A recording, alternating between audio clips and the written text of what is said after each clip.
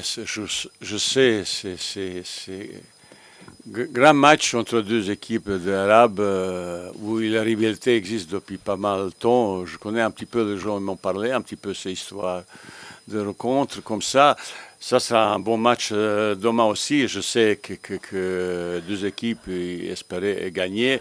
Bah, on va faire tout pour faire plaisir à notre supporter, tout le Maroc, parce que la nation de Maroc, il attend de nous qu'on fasse cette victoire. Et les garçons, ils ont compris tout ça, qui maintenant c'est le moment où il ne faut pas lâcher, il faut accélérer encore plus, parce que c'est maintenant on commence à voir vraiment l'adversaire qui peut nous donner opportunité pour grandir dans notre progression. C'est une montagne énorme devant nous pour escalader. Ben, il faut souffrance, solidarité, le sacrifice comme ça. Mais comme dit tout à l'heure Sophia, cette équipe, il a mental, il a cette solidarité, il a bonne relation sociale entre eux. Ils sont capables de faire cet exploit et je fais confiance. Je fais tout mon côté préparer meilleure tactique possible. C'est une stratégie, vous savez, ça peut avoir 120 minutes, ça peut penalty, tout ça. Il faut savoir aussi le préparer un type de match comme ça, avec beaucoup de précision, beaucoup de petits détails. Et je peux vous dire, depuis 3-4 jours, ben, je regardais, je ne sais pas combien dans ma tête. Il y a pas mal d'idées que je dois transmettre à mes joueurs de chaque détail. On a déjà commencé aujourd'hui, ce soir, demain, explication à chaque chose. Après, c'est ces joueurs un petit peu réussite aussi, comme vous avez parlé de match contre Malawi, un garçon qui frappe de 40 mètres plein du cadre. Ça peut se passer aussi comme ça. C'est depuis l'arrivée de là, je dis, il n'y a pas petite équipe. Vous avez vu, grande équipe qui sont déjà partis pour gagner un match. C'est pas toujours facile. Les scores sont toujours très serrés et l'équipe qui a plus de concentration. Ça commence maintenant, fraîcheur physique aussi, à avoir le rôle très important, application, concentration, détermination, les fatigues, fraîcheur. Il y a pas mal de petits détails qui peuvent influencer le résultat d'un match comme ça. Ce joueur, surtout, dernier 2-3 mois, l'an précédent, récemment, ça a été le meilleur joueur du monde. Il était vraiment inératable dans son club.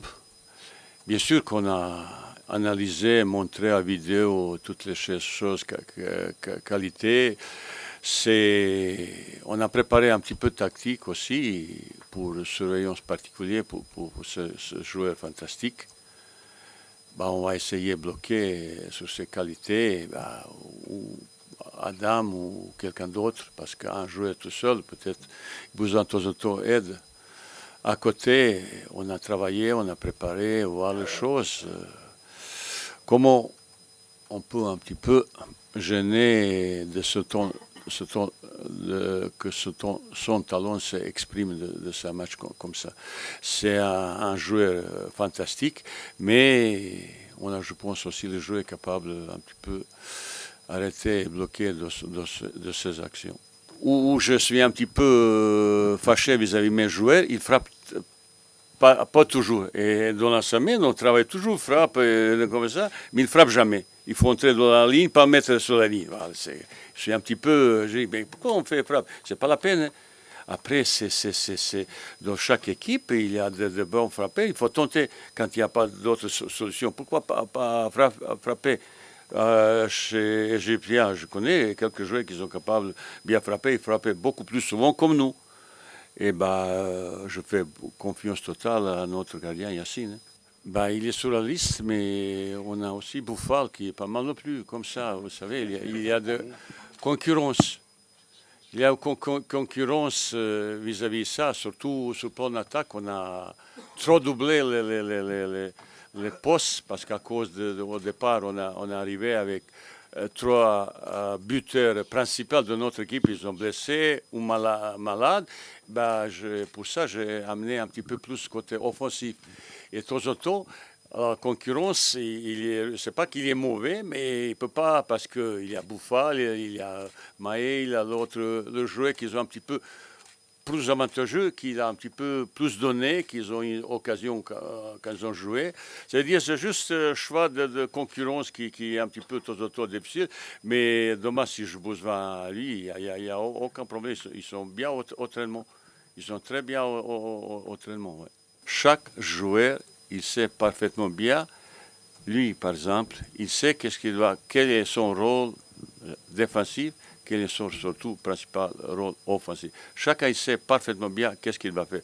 Après, c'est leur talent qui ne veut pas dire chaque action tu fais ça, tu fais ça. Ben non. Mais principe, consigne qu'on a donné, tu postes là, j'attends ça, j'attends ça. Défensivement, c'est ça, c'est ça. Ça veut dire chaque joueur de mon équipe, il a explication qu'est-ce que j'attends de lui pour ce match, individuellement et après collectivement. Parce qu'il y a rendez-vous individuel, après il y a rendez-vous collectif. Et chacun sait parfaitement bien quel est son rôle. Il y a 10 plus son 11e gardien. Il sait parfaitement bien chacun de son rôle. Pour moi, non, parce que je ne joue pas pour joueur, peut-être, mais vous savez, on s'entraîne depuis 3-4 jours. Depuis 3 jours, on s'entraîne parce qu'on a su qu'on va jouer pas à 17h, à 16h. Depuis, on s'entraîne. Il est un petit peu chalet. J'aurais aimé que ce match, parce que c'est vraiment un match de gala, que se jouera à 20h, parce que c'est un petit peu quand même différent. Mais il faut faire ça. Ça, ceci, peut-être un détail qui peut influencer comme ça. C'est bien préparé, surtout au chauffement, il faut être vraiment parfait pour entrer bien dans un match. Ça, c'est un petit détail qui peut influencer peut-être ce match. Mais c'est ces choses, quand tu es jeune, c'est ça où tu es mental. Petit jeune, comme ça, il faut gagner ça. C'est facile pleurer, c'est facile trouver excuse. Ben non, il n'y a pas d'excuse. On y va, ça c'est pour nous, pour eux c'est la même chose. Yacine Bounou, pour moi, c'est un des meilleurs gardiens d'Europe. Qu'est-ce qu'il a montré depuis 2 ans, équipe de Séville, c'est top de top. Et un but qu'il a marqué, le joueur de Malawi, c'est un but fantastique. Même s'il était sur la ligne, il ne pouvait rien faire parce que après, il a trouvé Lucan sur 35 mètres. Ça, c'est vrai, c'est un moment, une fois de sa vie qu'il peut marquer ce but.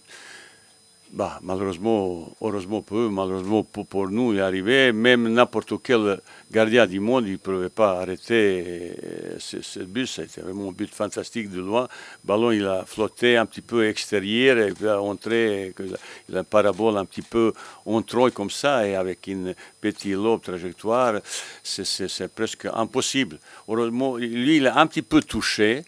Parce qu'il a 1m95, comme ça, il a un petit peu touché. S'il attendait cette frappe, parce que personne n'a, parce que ce joueur, vous savez, regardez, il était entre notre 3 joueurs qui ont été en train de le presser sur lui, mais il a réussi à frapper. Il avait une frappe fantastique. Bah, on marque une fois ça dans sa vie, une fois comme ça. C'est peut-être un des plus beaux buts de compétition. C'est 35, mais je ne sais pas. 40, vous voyez, ça peut arriver, c'est vraiment un but fantastique, il faut le féliciter. Je ne pense pas qu'il fait... Il était vexé un petit peu, il m'a parlé, il a mal, parce qu'il est un petit peu vexé. On ne prend pas de but, mais quand on prend beaucoup de but, il faut féliciter l'adversaire comme ça. C'est tout. Heureusement, à notre côté, on a marqué pas mal non plus aussi, il est beau. Hein. ديروا لايك وبارطاجيو الفيديو وما تنساوش ابونا وفلاشين وتضغطوا على الجرس باش توصلوا بكل جديد ديال ام اف ام سبور.